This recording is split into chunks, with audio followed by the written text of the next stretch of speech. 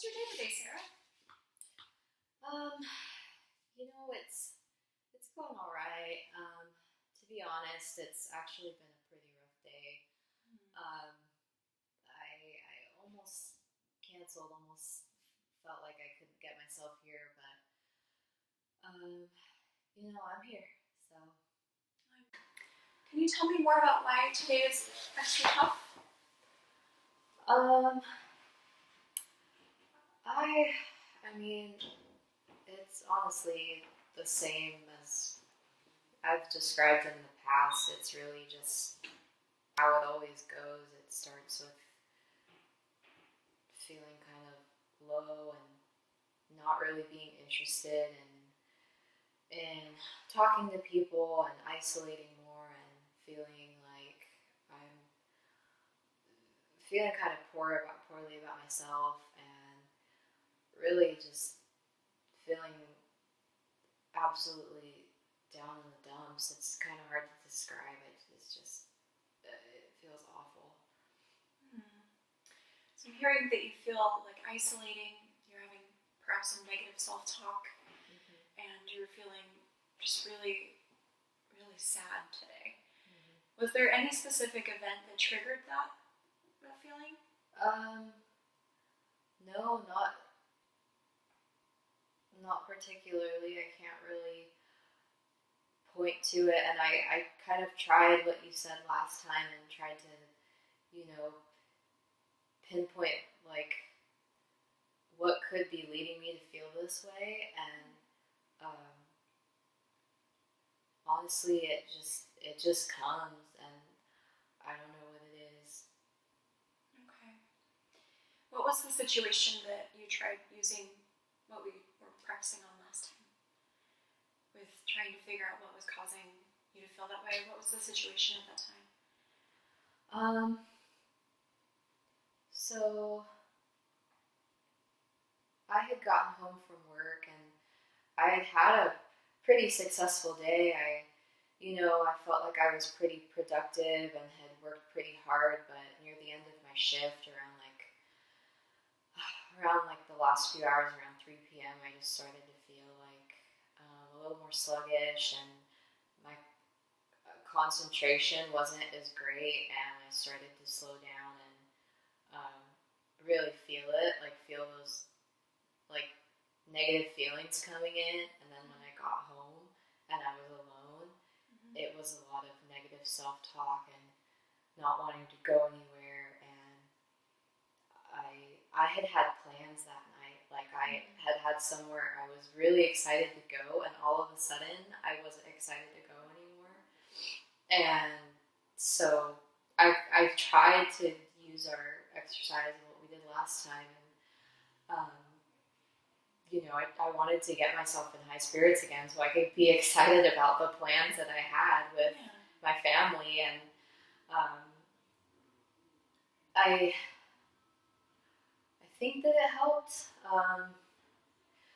I went, so I did go. I mean, my family knows my history, so they know that I was out of sorts when I got there. But it was good to have their support, and I'm glad I got myself there. But yeah, so I think it helped. How did you manage to get out of the house and go? That's amazing. I think I just knew. I told myself,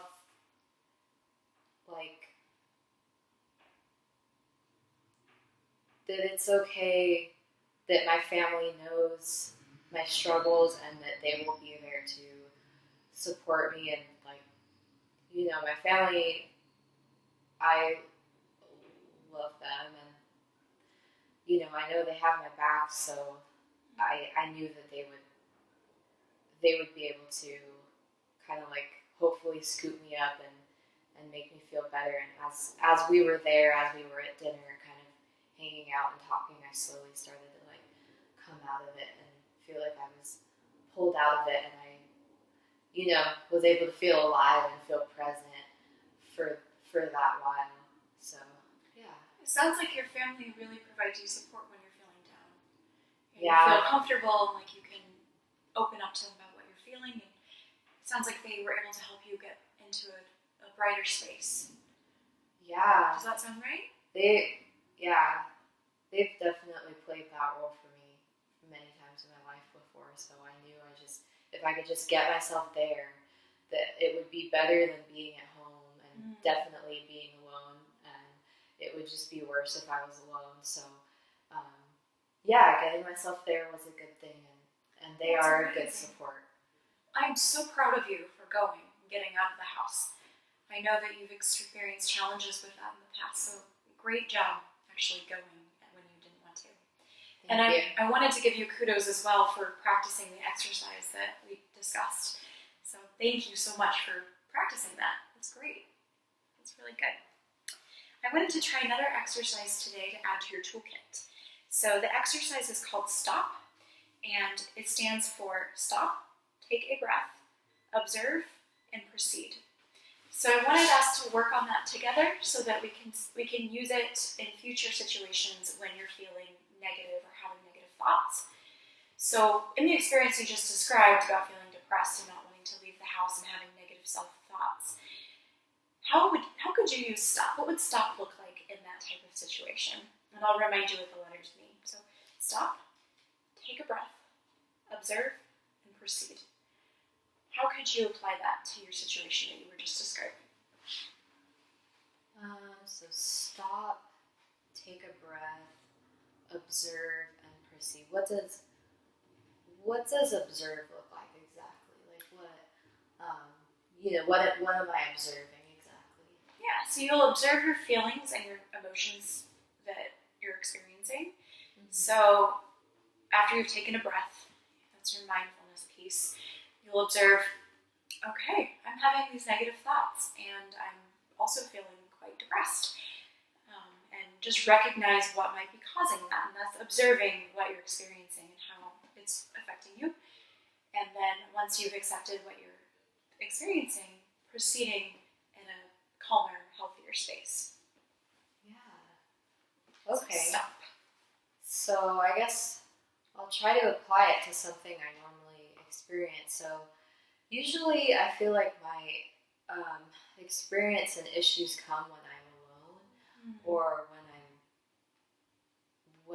usually in the evening. It's really weird. It's usually nearing the end of the day.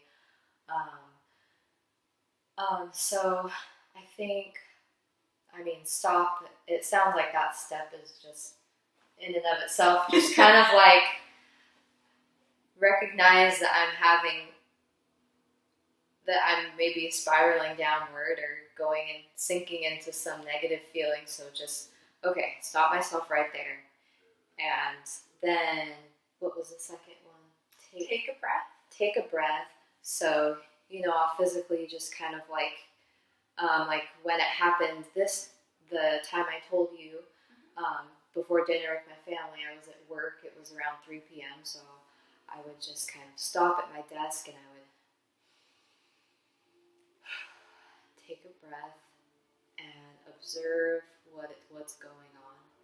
And what was going on at the time was I couldn't concentrate on my work as well.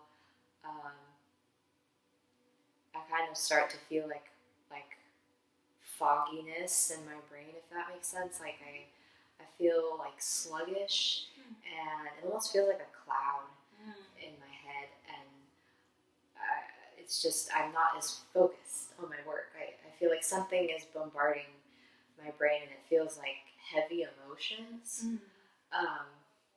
So I would just kind of maybe sit in my feelings and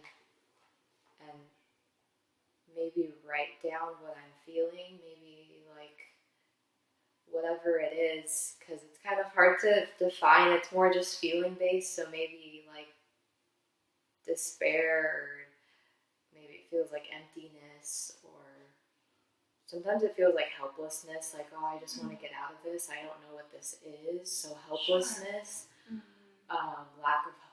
lack of hope, and I would just write it down to observe. That would be like I like to write things down, so I would write down like what it is I'm feeling, and then proceed with. I don't know. I think that's why I'm here. That's kind of the hard part for me. Like, I don't really know how to proceed. Like, in the case with my family, it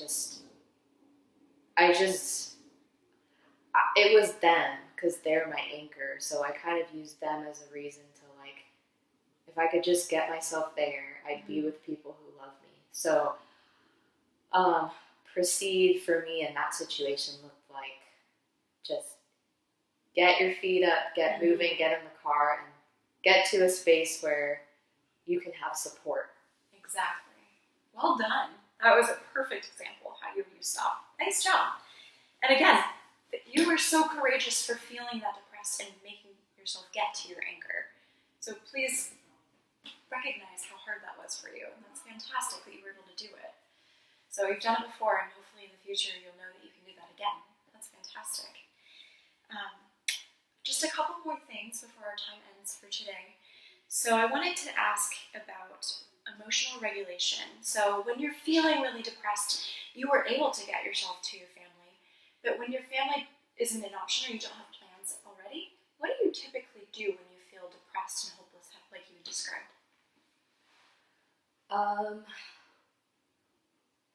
Usually I just kind of, if I'm alone, it's really hard to pull myself out of those feelings. I normally just get in bed and just kind of like, it just feels like self-loathing. I just kind of like curl up to feel secure. I think my bed kind of makes me feel secure, so I just stay there the rest of the evening. And I've like gotten up to get drinks of water or go to the restroom, but usually I just stay in bed all night and I start crying and just kind of, I could lay there for hours. So. Okay. Well, let's try something different. Let's try doing the opposite of what you would usually do. So when you're in bed because it feels good, it feels safe, what would the opposite of that look like? The opposite looks like, to me, movement. So getting up, maybe going for a walk, making myself a meal, doing a hobby that I love or something like that.